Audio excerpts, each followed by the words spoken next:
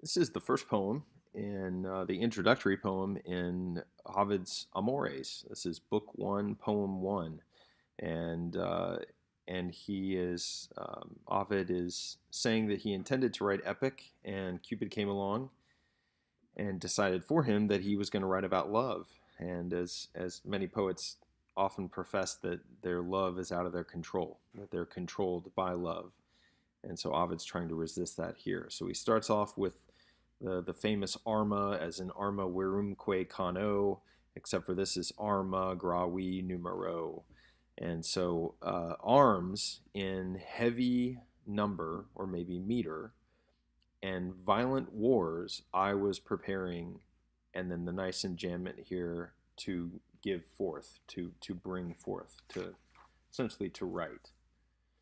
So I was preparing to give forth arms and violent wars in a heavy meter, in a grave number, with the subject matter, this is ablative here, with the subject matter um, meeting or coming together with the rhythms. The lower verse was equal because, of course, in epic, every line is dactylic hexameter, right? So every line has six feet. So the lower verse was equal to the previous verse. However, in elegiac poetry, that's not the case. The first line, as in here, is dactylic hexameter, and this is pentameter. Um, so the lower verse was equal. Cupid, and that's nominative, cupido, cupidinus. Cupid, dicator, another great enjambment there, is said to have laughed and to have snatched away 1 foot, right? Taking my hexameter and making it a pentameter. So Cupid is said to have laughed and to have snatched away 1 foot.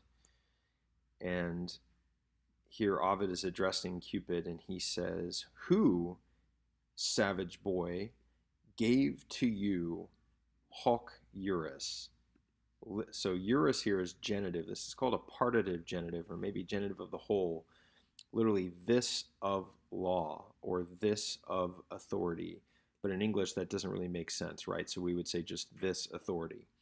So, savage boy, Cupid, who gave you this authority in Carmina over my song, over my poetry? We are the Vates Pieridum. We are the bard of the fates, not your crowd. And then he begins a series of of conditionals here. What if this were to happen? What if this were to happen? Then it would be hysteria. And he pairs gods and goddesses that are seemingly at odds with each other. So Venus, what if Venus should snatch up the arms, should take up the arms of blonde Minerva, of golden Minerva?